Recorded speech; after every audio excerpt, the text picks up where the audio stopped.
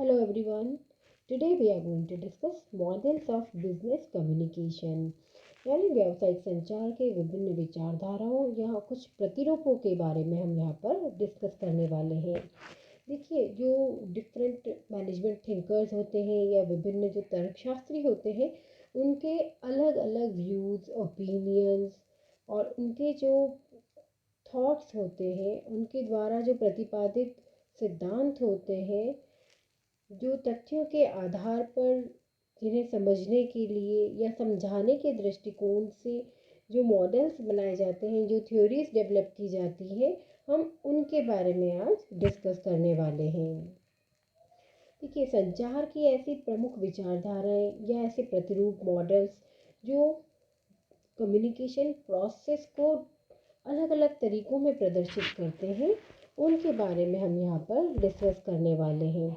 देखिए, ऐसे बहुत सारी विचारधाराएं और बहुत सारी थ्योरीज डेवलप्ड है।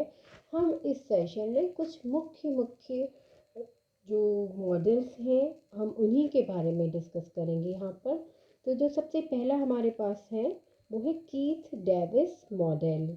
देखिए, कीथ डेविस ने कम्युनिकेशन के कुल 6 स्टेप्स बताए हैं। The first one is ideation. Ideation यानी उस विचार की सृष्टि, यानी कम्युनिकेशन सबसे पहले किससे आरंभ होता है? वह आरंभ होता है विचार से। यानी अपने विचार को सही ढंग से प्रस्तुत करने के लिए संदेश प्रेषक को अपने मस्तिष्क में उस मैसेज को बहुत अच्छी तरीके से फ्रेम आउट कर लेना चाहिए।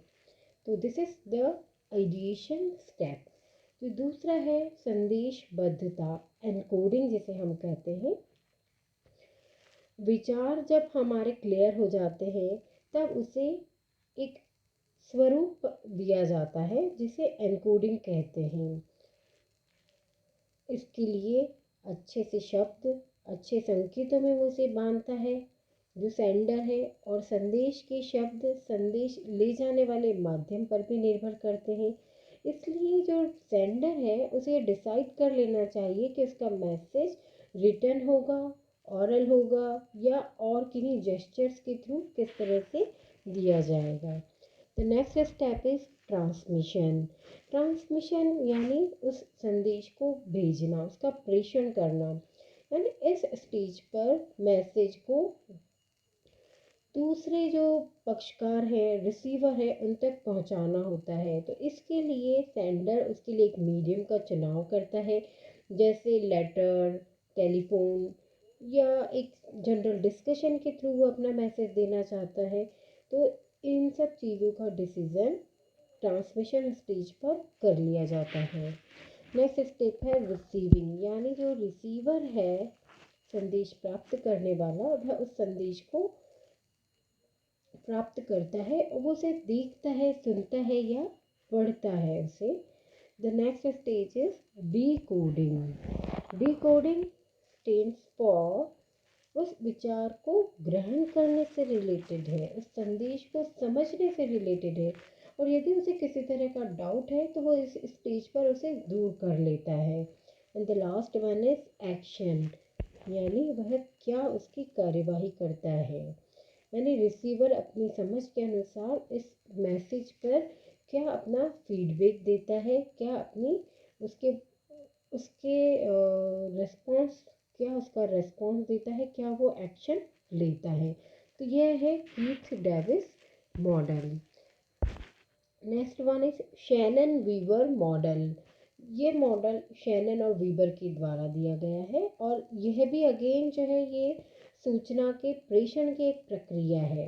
वो ये मानते हैं कि जो मैसेज है, जो इंफॉर्मेशन है, उसे दूसरे पक्षकार तक पहुंचाना, उसकी एक प्रोसेस कहलाती है कम्युनिकेशन। तो इसका जो फर्स्ट स्टेप है that is source of information. यानी सूचना का स्रोत क्या है।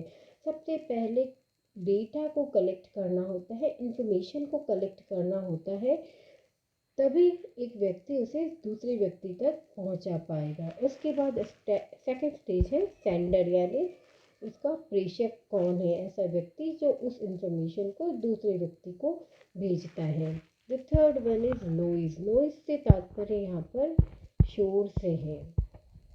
देखिए शोर से यहाँ पर जो तात्पर्य लगाया गया है वो रुकावटों से लगाया गया है, यानी एक मैसेज को भेजने की स्थिति से उस मैसेज को प्राप्त करने की स्थिति के बीच में जितनी रुकावटें आती हैं उसे शोर कहा जाता है। ठीक है। तो नेक्स्ट वन इज मैसेज, यानी क्या संदेश है, ऐसी क्या सूचना है जो दूसरे व्यक्ति को भेजी जाएगी, यानी यह एक विषय वस्तु हो जाता है उस कम्युनिकेशन प्रोसेस का। तो नेक्स्ट वन है रिसीवर, यानी प्राप्तकर्ता। इसके अंतर्गत जिस व्यक्ति को संदेश प्राप्त होता है वह रिसीवर कहलाता है।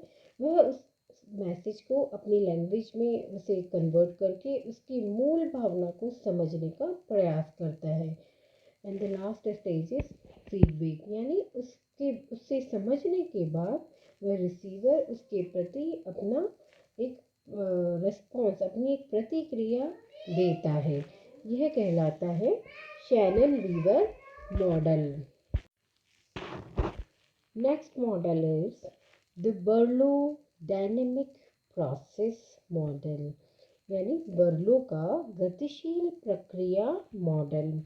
इसमें बर्लो ने, जो प्रोफेसर डेविड बर्लो है, उन्होंने बताया कि जो विभिन्न घटनाएं होती हैं उनका कोई एक निश्चित क्रम नहीं होता है।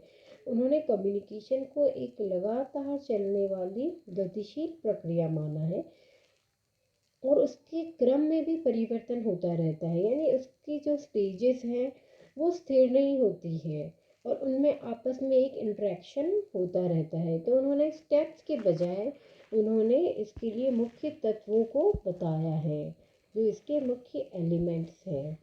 तो फर्स्ट वन इज सोर्स, यानी उस संचार का स्रोत क्या है, उसका सोर्स क्या है।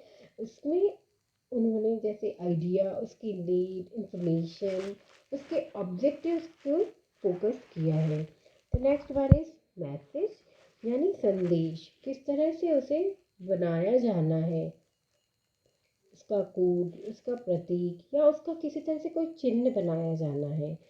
The next one is channels, यानी माध्यम, किस साधन से, किस मार्ग से उस मैसेज को रिसीवर तक पहुंचाया जाना है।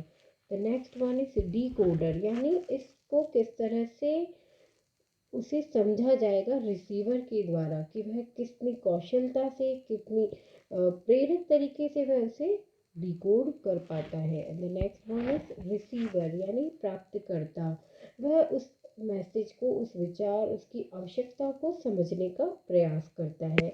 एंड लास्ट में वो अपना फीडबैक देता है। तो इस तरह से जो बर्लो ने कुछ अपने मुख्य एलिमेंट्स बताए हैं जो कम्युनिकेशन के प्रोसेस के पार्ट होते हैं।